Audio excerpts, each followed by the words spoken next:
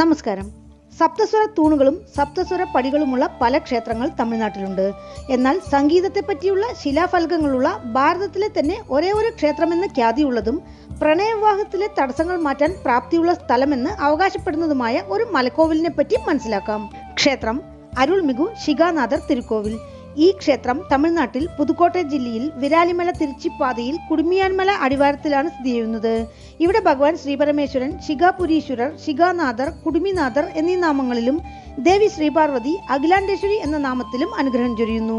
പ്രത്യേകിച്ചും പ്രണയവിവാഹങ്ങളിലെ തടസ്സങ്ങൾ മാറ്റാൻ പ്രണയിതാക്കൾ വന്നുപോകുന്ന പ്രശസ്തമായ ക്ഷേത്രമാണിത്. അതല്ലാതെ സംഗീതത്തിൽ താല്പര്യമുള്ളവർ അവശ്യം വന്നു പോകേണ്ട ക്ഷേത്രവും കൂടെ. കുടുമിയാൻമല എന്നത് വലിയൊരു പാറക്കുന്നാണ്. അതിനെ ചുറ്റിയാണ് ഗ്രാമങ്ങൾ. ഈ പാറയുടെ അടിവാരത്തിലാണ് പുരാതനമായ ശിഖാനാഥേശ്വരർ തിരുക്കോവിൽ. മൊത്തം 4 കോവിലുകളാണ് കുടുമിയാൻമലയിലുള്ളത്. കോവിലിന്റെ പിൻവശത്താണ് മേട്ടറളി ശിവൻകോവിൽ അല്ലെങ്കിൽ മേലെക്കോവിൽ എന്നറിയപ്പെടുന്ന ചെറിയ ഗുഹക്കോവിൽ.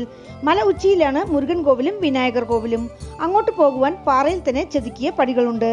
ജൈന മതസ്ഥരുടേതെന്ന് അനുമാനിക്കുന്ന കൽക്കിടക്കകളും ഈ മലയിലുണ്ട്.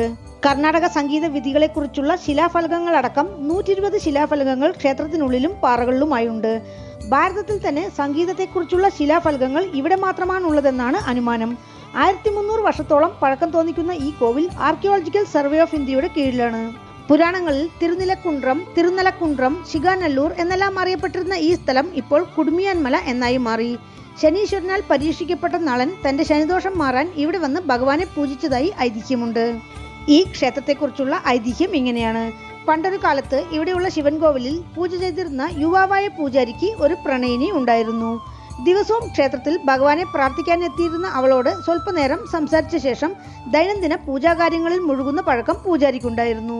ഒരു നാൾ ഇവർ രണ്ടുപേരും ക്ഷേത്രത്തിൽ സംസാരിച്ചുകൊണ്ട് നിൽക്കെ യാതൊരു മുന്നറിയിപ്പുമില്ലാതെ ഇവിടം ഭരിച്ചിരുന്ന മന്നൻ ക്ഷേത്രത്തിലെത്തി.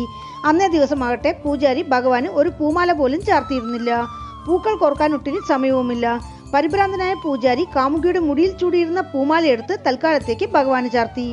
രാജാവ് ക്ഷേത്രത്തിനുള്ളിലെത്തി പൂജയിൽ പങ്കുകൊണ്ടു. ഭഗവാന് ചാർത്തിയ പൂമാല പ്രസാദമായി പൂജാരി രാജാവിന് കൊടുത്തു. പൂമാലയിൽ സൂക്ഷിച്ചു നോക്കിയ രാജാവ് അതിലൊരു മുടിയിഴ കണ്ട് പൂജാരിയോട് കാര്യമന്വേഷിച്ചു. പിടിക്കപ്പെടും എന്ന് പൂജാരി മനസ്സിൽ ഉറപ്പിച്ചു. എന്നിരുന്നാലും ഭഗവാനിൽ മനസ്സർപ്പിച്ചുകൊണ്ട് ധൈര്യം കൈവിടാതെ മന്നനോട് ശിവലിംഗത്തിന്റെ കുടുമിയിലെ മുടിയിഴയായിരിക്കാം എന്നൊരു നുണ തട്ടിവിട്ടു. രാജാവിന് അത് വിശ്വസനീയമായി തോന്നിയില്ല. എന്നാൽ അതൊന്ന് പരിശോധിക്കണമെന്നായി രാജാവ്. രാത്രി പൂജ കഴിഞ്ഞതിനാൽ ഭഗവാനെ ബുദ്ധിമുട്ടിക്കുന്നത് ശരിയല്ല, രാവിലെ തീർച്ചയായും പരിശോധിക്കാം എന്ന് മറുപടി കൊടുത്തു പൂജാരി. രാവിലെ വരുമെന്നറിയിച്ച് മന്നൻ പരിവാരങ്ങളോടൊപ്പം പോയി.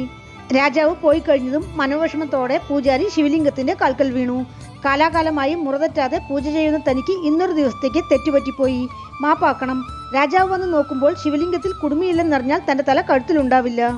ശിവഭഗവാൻ പൂജാരിയെ സമാധാനിപ്പിച്ചു. പിറ്റേന്ന് രാജാവെത്തി ശിവലിംഗം പരിശോധിച്ചപ്പോൾ ശിവലിംഗത്തിന്റെ ശിരസിൽ കുടുമി കണ്ട് ആശ്ചര്യപ്പെട്ടു. പൂജാരി പറഞ്ഞത് സത്യമാണെന്ന് കരുതി ശിക്ഷിക്കാതെ തിരിച്ചുപോയി. ഭഗവാന് നന്ദി അർപ്പിച്ചുകൊണ്ട് പിന്നീട് ആ പൂജാരിയും പ്രണയിനിയും വിവാഹം കഴിച്ചു എന്നാണ് കഥ. കുടുമിയാൻ എന്നാൽ മല ഉച്ചി എന്നൊരർത്ഥമുണ്ട്. ഉയർന്ന മലയിൽ ശിവഭഗവാൻ കുടുമിയോടെ കുടികൊണ്ടിരിക്കുന്നതിനാൽ ഭഗവാന് കുടുമിനാഥർ എന്ന നാമം വന്നു.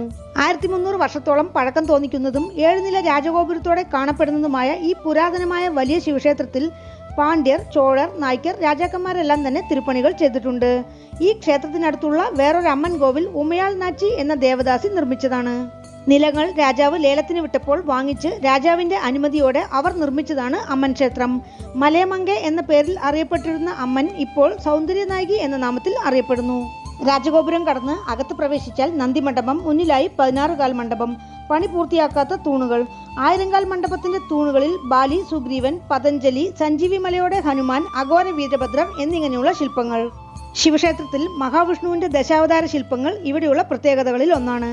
വസന്തമണ്ഡപത്തിൽ രതി, മന്മഥൻ, ഗരുഡന്റെ പുറത്ത് മഹാവിഷ്ണു, കാൽ തൂക്കിയിട്ട വിനായകർ, നരസിംഹർ, 12 കൈകളോടെ ഷൺമുഖർ, 10 തലയോടെ രാവണൻ, മോഹിനി രൂപത്തിൽ മഹാവിഷ്ണു എന്നിങ്ങനെ മധുര മീനാക്ഷി ക്ഷേത്രത്തിലുള്ളതുപോലെയുള്ള ശില്പങ്ങളാണ്.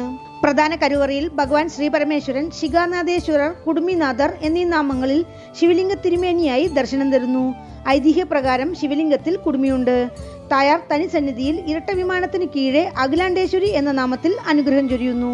ഈ ക്ഷേത്രം സന്ദർശിച്ച് ഭഗവാനെയും ദേവിയെയും മുറയാവണ്ണം പ്രാർത്ഥിച്ചാൽ പ്രണയവിവാഹം എന്നുവേണ്ട ഏതൊരു വിവാഹമായാലും തടസ്സങ്ങൾ മാറി ശുഭമായി തീരും എന്നതാണ് ഭക്തന്മാരുടെ അനുഭവസാക്ഷ്യം. ഈ ക്ഷേത്രത്തിൽ സപ്തകന്യകകൾ, ദക്ഷിണാമൂർത്തി, ശിവലിംഗങ്ങൾ, ശ്രീമുരുകൻ, വിനായകർ, നാഗങ്ങൾ, ലിംഗോദ്ഭവർ, മഹാലക്ഷ്മി, ബ്രഹ്മാവ്, ചണ്ഡികേശ്വരർ, ദുർഗ എന്നിങ്ങനെ ധാരാളം ഉപപ്രതിഷ്ഠകളുമുണ്ട്. കുടുമിയാൻ മലയുടെ കിഴക്ക് ചരിവിലുള്ള കുടവരക്കോവിൽ, അതായത് ഗുഹക്കോവിലിന് മുൻവശത്ത് വലമ്പുരി വിനായകർ. ഇവിടെയാണ് പ്രസിദ്ധമായ സംഗീതത്തെ പറ്റിയുള്ള ശിലാഫലകങ്ങൾ ഉള്ളത്. ഇവിടെ മാത്രം 45 ശിലാഫലകങ്ങളുണ്ട്. ഈ ക്ഷേത്രത്തിലുള്ള ശിവസന്നിധിക്ക് മുന്നിലുള്ള ദ്വാരപാലകർ ചിരിച്ച മുഖത്തോടെയാണ്. ദ്വാരപാലകരും ശിവഭഗവാനും പാറയിൽ ചെതുക്കിയ കുടവര ശില്പങ്ങളാണ്. മേലെക്കോവിലെ ശിവഭഗവാൻ തിരുമൂലട്ടാനത്ത് എൻപെരുമാൻ എന്നറിയപ്പെടുന്നു. മറ്റു ക്ഷേത്രങ്ങളിൽ നിന്നും വ്യത്യാസമായി 63 നായന്മാരുടെ ശിലകളും പാറയിൽ തന്നെ ചെതുക്കിയിരിക്കുകയാണ്. നടുവിൽ ശിവപാർവതി ശിലകൾ. സംഗീതത്തെക്കുറിച്ചുള്ള ശിലാഫലകങ്ങളെപ്പറ്റി ഗവേഷണം നടത്താൻ വിദേശത്ത് നിന്ന് വരെ പ്രഗത്ഭന്മാർ എത്തുന്നുണ്ട്. മലയുച്ചിയിൽ ചെറിയ വിനായകർ കോവിലും മുരുകൻ കോവിലും, തൊട്ടാൽ വീഴുമെന്ന് തോന്നുന്ന കൂറ്റൻ പാറകളും, കാർത്തിക ദീപം തെളിയിക്കുന്ന സ്ഥലവും അണയാ ദീപസ്തംഭവും. മലയിൽ തന്നെ തീർത്ഥവും സ്ഥലവൃക്ഷവും കാണാം. ആഗമവിധി പ്രകാരമുള്ള പൂജകളാണ് ക്ഷേത്രത്തിൽ അനുഷ്ഠിക്കുന്നത്. പ്രദോഷം, മഹാശിവരാത്രി, പൊങ്കൽ, നവരാത്രി, ദീപാവലി, വിനായക ചതുർത്ഥി, ആരുദ്ര ദർശനം, പങ്കുനി ഉത്രം എന്നിവയാണ് ഈ ക്ഷേത്രത്തിലെ പ്രധാന ഉത്സവങ്ങൾ. പൂജാ സമയം രാവിലെ 6 മണി മുതൽ 11 മണി വരെ, വൈകുന്നേരം 4 മണി മുതൽ രാത്രി 8 മണി വരെ. ക്ഷേത്രത്തിലേക്ക് എത്തുവാൻ പുതുക്കോട്ടയിൽ നിന്ന് 18 കിലോമീറ്റർ, തിരുച്ചിയിൽ നിന്ന് 62 കിലോമീറ്റർ. അടുത്തുള്ള റെയിൽവേ സ്റ്റേഷൻ പുതുക്കോട്ടെ. വീണ്ടും അടുത്ത വീഡിയോയിൽ കാണാം. നന്ദി.